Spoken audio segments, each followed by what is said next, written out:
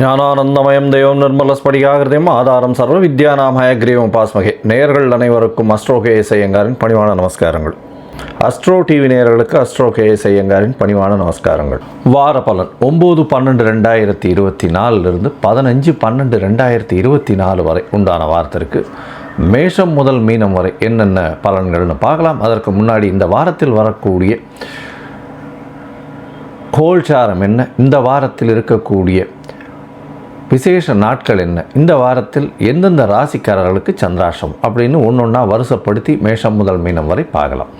இந்த வாரத்தினுடைய கோல்சாரம் அப்படின்னு பார்த்தாலேயானால் காலபுருஷ தத்துவத்தின் 2வது ராசியான ரிஷபத்தில் குரு வக்கரகதியில், கடகத்தில் செவ்வாய் வக்கரகதியில், நீச்சம் பெற்ற செவ்வாய் வக்கரம் அடைஞ்சிருக்கார். கன்னியில் கேதுவும், விருச்சிகத்தில் புதன் சூரியன், மகரத்தில் சுக்கிரன், கும்பத்தில் சனி, மீனத்தில் ராகு.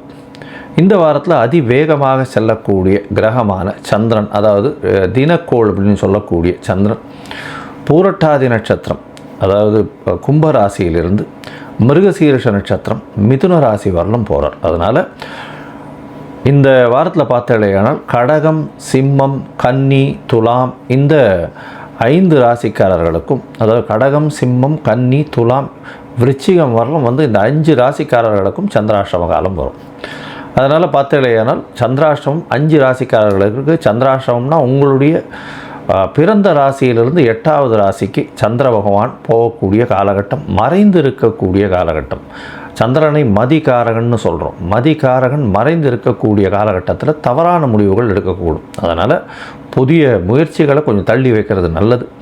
யாருக்கும் ஜாமீன் கையெழுத்து போடுறது, அந்த மாதிரியான விஷயங்களும் போட்டி வீட்டிலெல்லாம் போய் ஈடுபடுறது, இதெல்லாம் இந்த காலகட்டத்தில் தவிர்க்கிறது ரொம்பவுமே நல்லது. வெளிநாட்டு பிரயாணம் அந்த மாதிரியான விஷயங்கள் ஏதாவது ஒரு முயற்சிக்குன்னு போகிறது தவிர்க்கிறது நல்லது. ஒருவேளை நீங்கள் கண்டிப்பாக இந்த பிரயாணத்தை எடுத்தே ஆகணும், இல்லை இந்த முயற்சியை செஞ்சே ஆகணும், இல்லை அன்றைக்கி ஒரு விஷயத்தை பண்ணியே ஆகணுன்ற கட்டாயத்தில் இருந்தேன்னா சந்திர பகவானுக்கு உண்டான எளிய பரிகாரம் அப்படின்னு சொல்லக்கூடிய அருகில் இருக்கக்கூடிய கோசாலையில் அகத்திக்கயிறை கட்டு அவசியமாக கொடுத்துட்டு போங்க பசுமாட்டுக்கு. உங்களுடைய சந்திராஷ்டமத்தின் தாக்கம் வெகுவாக குறையும். சரி, இந்த வாரம் வரக்கூடிய விசேஷ நாட்கள் என்ன அப்படின்னு பார்ப்போம். இந்த வாரத்தில் பார்த்தாலேனால் 10ஆம் தேதி அன்னைக்கு 10/12/2024 அகோபில மடம் ஐஷிங்கர் 45வது பட்டம் நாராயண யதீந்திரர்னு சொல்லக்கூடியவர், இப்போ இருக்கவர் ரங்கநாத யதீந்திரர், அவருக்கு முன்னாடி இருந்தவர் நாராயண யதீந்திரர்னு சொல்லக்கூடியவருடைய ஜெயந்தி. 45வது பட்ட அழகிய சிங்கர், அதாவது 44வது பட்டம் ஸ்ரீரங்கம் ராஜகோபுரம் இது பண்ணவர், அவருக்கு அடுத்தவர் அவர். 11/12/2024 அன்றைக்கி பார்த்தேன்னா ஏகாதசி, சர்வ ஏகாதசி வைணவர்களுக்கு மிகவும் முக்கியமான ஒரு நாள்.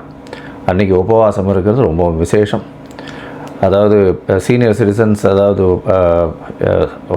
மருத்துவ உதவியில் இருக்கிறவங்க, அதை தவிர கர்ப்பிணி பெண்கள் இவாளுக்கெல்லாம் எக்ஸப்ஷன் உண்டு, குழந்தைகள் இவாளுக்கெல்லாம் எக்ஸப்ஷன் உண்டு. முடிஞ்ச வரலும் இந்த சுஜின்னு சொல்லக்கூடிய அரிசியை பின்னப்படுத்தி சாப்பிடக்கூடிய வழக்கம் இருக்குது. அதனால் ஒரு வேளை சாப்பிட்றது அந்த மாதிரியான, இல்லை பழங்கள் மட்டும் சாப்பிட்றது அந்த மாதிரியான விஷயங்கள் பண்ணுறான். முடிஞ்ச வரலும் அன்றைக்கி சகஸ்ரநாமம் சேவிக்கிறது, இதெல்லாம் ரெகுலராக பண்ணுறது வழக்கம். அதனால் வைஷ்ணவர்கள் சம்பிரதாயத்தில் ரொம்பவும் ஏகாதசி ரொம்பவும் விசேஷமான ஒரு விஷயம். அதற்கு அடுத்து மிகவும் முக்கியமான நாள் இந்த வாரத்தில் அப்படின்னு பார்த்தாலேயானால் 13ஆம் தேதி 13/12/2024 பரணி தீபம். பரணி தீபம்ன்றது கார்த்திகை மாதத்தில் பரணி தீபம் ரொம்பவும் விசேஷம். அதாவது ஒரு 10 நாட்கள் கார்த்திகை மாதம் தீபத் திருவிழாவே நடக்கும். அண்ணாமலையார் தீபத் திருவிழா அப்படின்னு சொல்லக்கூடியது. அண்ணாமலையார் தீபம் பெரிய விசேஷம். திருவண்ணாமலையில் ரொம்பவும் ஏற்றம். அதுவும் இந்த கிரிவலம் வர்றது, அந்த கிரி இதில் அண்ணாமலையார் தீபம் ஏற்றது பெரிய விசேஷமாக இருக்கும். 13/12/2024 அன்றைக்கி பரணி தீபம், கிருத்திகை தீபம் ரெண்டுமே வந்துடுறது இந்த வாட்டி. அதை தவிர பார்த்தாலேயானால் இந்த இது காலகட்டத்தில் 13ஆம் தேதி அன்றைக்கி பிரதோஷ காலமும் வருது. ஏன்னா ஏகாதசி 11ஆம் தேதினா 12ஆம் தேதி துவாதசி. பிரதோஷ காலம்ன்றது சாயந்தரம் வரும். ஒரு 5:45 6:15 வரலும் சிவன் கோவிலில் கண்டிப்பாக சிவபெருமானை சேவிக்கிறது ரொம்பவும் விசேஷம். ஏன்னா பிரதோஷ காலங்களில் போய் எல்லா விதமான அதாவது தோஷங்களும் நீங்கக்கூடிய காலகட்டம். அதனால் வந்து எந்த ஒரு விஷயத்தை வேண்டினீங்கனாலும் அது வந்து நிச்சயமாக உங்களுக்கு கை கொடுக்கக்கூடும். அதுவும் வந்து அதாவது உடல் பிரச்சனைகள், அதை தவிர கடன் பிரச்சனை, பணப்பிரச்சனை, இது எல்லாத்துக்குமே வந்து பிரதோஷ காலம் விரதம் இருந்து பிரதோஷம் முடிஞ்சதுக்கப்புறம் வந்து பிரசாதம் சாப்பிட்டுட்டு அப்புறம் சாப்பிட்றது ரொம்ப விசேஷம். இந்த வாரம் பௌர்ணமி வருது. பௌர்ணமியில் பார்த்தாலேயானால் 15/12/2024 அன்றைக்கி பௌர்ணமி. பொதுவாகவே பௌர்ணமி எல்லா பௌர்ணமியும் ரொம்பவும் விசேஷம். அதுவும் கார்த்திகை பௌர்ணமி சொல்லவே வேண்டாம்.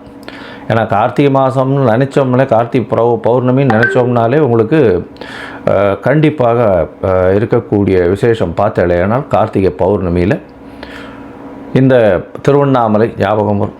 கார்த்திகை பௌர்ணமி தான் வந்து அர்த்தநாரீஸ்வரர் உண்டான காலகட்டம். அதனால் கார்த்திகை பௌர்ணமி ரொம்பவுமே விசேஷம். சரி, இந்த வாரம் 9/12/2024 15/12/2024 வரை எப்படி இருக்குது, மேஷம் முதல் மீனம் வரைன்னு பார்க்கலாம். அதற்கு முன்னாடி உங்களுடைய அதாவது உங்களுக்கு ஜாதகத்தில் கன்சல்டேஷன் வேணும்னா என்னுடைய மொபைல் நம்பர் கீழே ஸ்க்ராலிங்கில் போயின்னு இருக்கும், அதில் கூப்பிடுங்க. உங்களுடைய date, time, place of birth, அது தவிர உங்களுடைய பெயர், உங்களுடைய தாய் தகப்பனார் பெயர், இதுவரையும் எனக்கு அனுப்புங்க. நான் என்னுடைய கட்டணம் என்னன்னு சொல்கிறேன். அந்த கட்டணத்தை போட்டுட்டு அப்பாயின்மெண்ட் வாங்கிக்கோங்க. நான் உங்களுக்கு ஜாதகத்தை போடுறேன், அதில் சந்தி இருக்கான்னு பார்க்கணும்.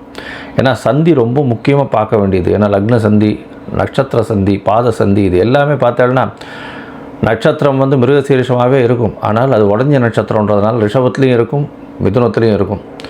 அதே மாதிரி சித்ரா நட்சத்திரமாக இருக்கும், அது துலாத்திலையும் இருக்கும், கன்னியிலையும் இருக்கும், புனர்பூசமாக இருக்கும், அது வந்து மிதுனத்திலையும் இருக்கும், கடகத்திலையும் இருக்கும். அதனால் நட்சத்திர சந்தியாக இருந்தாலும் சரி, பாத சந்தியாக இருந்தாலும் சரி, லக்ன சந்தியாக இருந்தாலும் சரி, நிச்சயமாக முதல்ல அதை தெரிஞ்சுக்கணும். அப்போ தான் வந்து உங்களுடைய தசை என்ன நடக்கிறது, அந்த தசை இப்போ வந்து நல்லபடியாக இருக்குமா, உங்களுடைய லக்னத்துக்கு நல்லபடியாக இருக்குமா, அதெல்லாம் தெரிஞ்சுட்டு இந்த கோல்சார காலகட்டத்தில், இந்த காலகட்டத்தில் எப்படி இருக்கும் அப்படின்றத பார்த்து சொல்கிறேன். அது தவிர உங்களுக்கு உண்டான எளிய பரிகாரம் என்னன்றதும் சொல்கிறேன். சரி, இப்போ மேஷன் முதல் மீனம் வரை 9/12/2024 15/12/2024 வரை உண்டான காலகட்டத்தில் என்ன பலன்னு பார்க்கலாம். மேஷம், அஸ்வனி, பரணி, கிருத்திகை, இந்த 3 நட்சத்திரம் 9 பாதங்களை கொண்ட ராசி. ராசியின் அதிபதினு சொல்லக்கூடியவர் செவ்வாய் பகவான். செவ்வாய் பகவான் 4ஆம் இடத்துல வக்கரகதியில் இருக்கார். நீச்சம் பெற்றாலும் வக்கரகதியில் இருக்கிறது பெரிய விசேஷம். கேந்திரத்தில் அசுபர்கள் இருக்கிறது ரொம்ப விசேஷம். அதை தவிர வந்து 4ஆம் இடத்துல உங்களுடைய ராசிநாதன் வக்கரகதியில் இருக்கிறதுனால நிச்சயமாக எடுத்த காரியங்கள் எடுத்த இடத்தில் எடுத்த நேரத்தில் நடக்கக்கூடிய வாய்ப்புகள் உண்டு. மைண்டில் வந்து கான்சன்ட்ரேஷன் நல்லா இருக்கும். எந்த ஒரு விஷயத்தையும் அச்சீவ் பண்ண முடியுன்ற ஒரு தன்னம்பிக்கை அதிகமாக இருக்கக்கூடிய காலகட்டமாக இருக்கும். இந்த வாரம் பார்த்தீங்கன்னா உங்களுடைய ராசிக்கு 2ஆம் இடத்துல குரு பகவான் வக்கரத்தில் இருக்கார். 9ஆம் அதிபதி 2ஆம் இடத்துல தனஸ்தானத்தில் தனக்காரகன் இருக்கிறது பெரிய விசேஷம். குடும்பஸ்தானத்தில் வந்து இருக்கிறது குரு இருக்கிறதன் மூலியமாக குடும்பத்தில் சந்தோஷம் இருக்கக்கூடிய காலகட்டம். பணவரவிற்கு பஞ்சம் இருக்காது. குடும்பத்தில் நல்ல ஏற்றமான செய்திகள் வரக்கூடிய வாய்ப்புகள் நிச்சயமாக உண்டு. ராசிக்கு 4ஆம் இடத்துல செவ்வாய் பகவான் வக்கரகதியில் இருக்கிறதுனால நிச்சயமாக தாயின் உடல்நிலையில் சற்று பின்னடைவு இருந்தாலும் நல்லபடியாக இருக்கக்கூடிய காலகட்டமாக அமையக்கூடும். படிக்கக்கூடிய மாணவர்களுக்கு போட்டித் தேர்வில் வெற்றி பெறக்கூடிய வாய்ப்பும் எல்லா விஷயத்தையும் அச்சீவ் பண்ணக்கூடிய காலகட்டமுமாக அமையப்போகிறது. இந்த வாரத்தில் உங்களுடைய ராசிக்கு 6ஆம் இடத்துல வந்து கேது பகவான் இருக்கிறதுனால புதிய வேலை இருக்கக்கூடிய வாய்ப்பும் வேலை மாற்றங்கள் இருக்கக்கூடிய வாய்ப்பும் நிச்சயமாக உண்டு. வேலையில் ப்ரமோஷன் கிடைக்கக்கூடிய வாய்ப்பும் அதன் மூலியமாக நல்ல ஒரு ஏற்றம் கிடைக்கக்கூடிய காலகட்டமாக அமையப்போகிறது.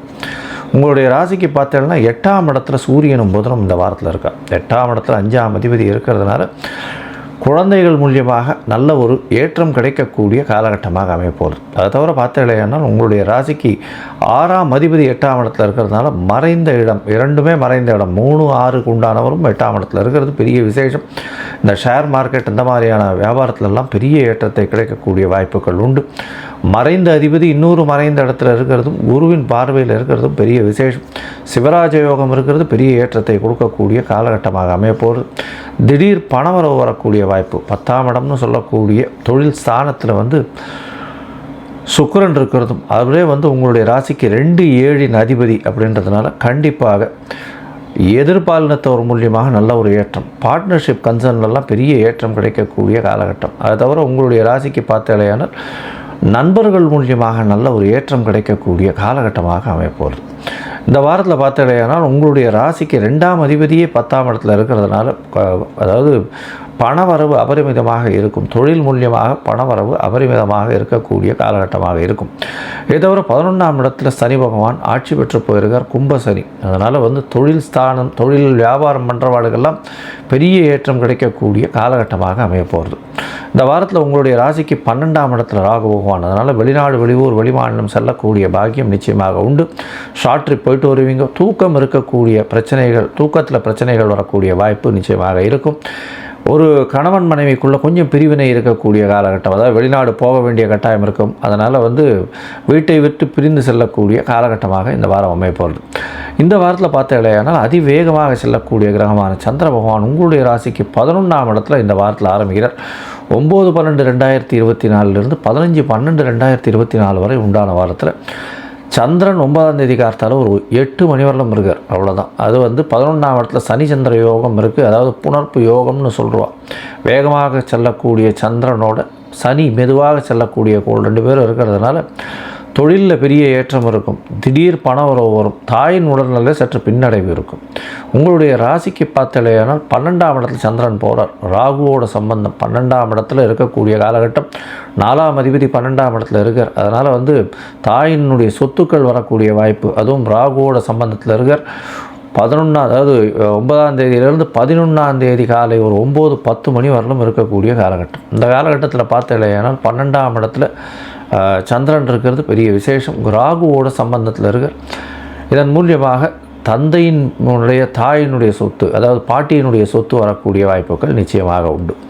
உங்களுடைய ராசியிலேயே சந்திர பகவான் வரார். சந்திர பகவான் உங்களுடைய ராசியில் வரும்போது, அதாவது உங்களுடைய ராசியில் வரும்பொழுது பார்த்தேன்னா சந்திரன் பரணி நட்சத்திரத்தில் வரும்போது இந்த கார்த்திகை பரணி கொண்டாடக்கூடிய காலகட்டமாக அமைய போகிறது. இந்த கார்த்திகை பரணின்னு சொல்லக்கூடியது பெரிய விசேஷம். அதாவது திருவண்ணாமலையில் பெரிய ஏற்றத்தை கொடுக்கக்கூடிய கிரிவலம் வர்றது கார்த்திகை மகாபரணின்னு சொல்லக்கூடியது.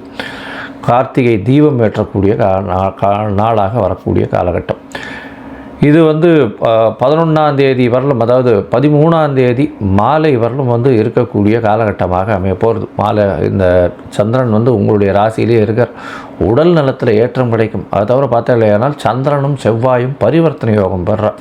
ஏன்னா உங்களுடைய ராசியில் செவ்வாய் ஆட்சி பெற்றுவார்.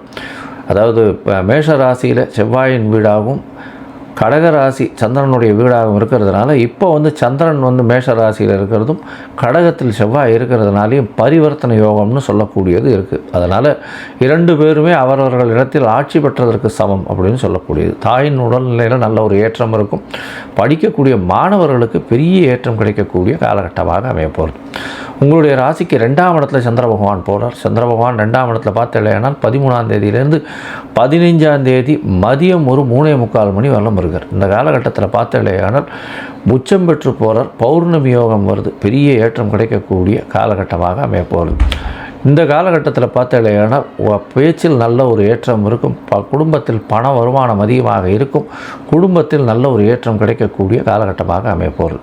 உங்களுடைய ராசிக்கு 3ஆம் இடத்துல சந்திர பகவான் போகிறார். இது 19ஆம் தேதி 17ஆம் தேதி வரலும் இருக்குது. அதாவது 15ஆம் தேதியிலேருந்து 17ஆம் தேதி இரவு ஒரு 9 மணி வரலும் சந்திரன் இருக்காருங்க 3ஆம் இடத்துல. இந்த காலகட்டத்தில் பார்த்தேனால் உங்களுடைய முயற்சிகள் எல்லாமே வெற்றி பெறும். இளைய சகோதரர்கள் மூலியமாக நல்ல ஒரு ஏற்றம் கிடைக்கக்கூடிய காலகட்டமாக அமையப்போகிறது. மொத்தத்தில் இந்த வாரம் பெரிய ஏற்றமும் மாற்றமும் உங்களுக்கு வரப்போகிறது. நீங்கள் அருகில் இருக்கக்கூடிய முருகன் கோவிலுக்கு போயிட்டு வாங்கும். அது உங்களுடைய நல்ல ஏற்றத்தையும் மாற்றத்தையும் உங்கள் வாழ்வில் நிச்சயமாக கொடுக்கும்.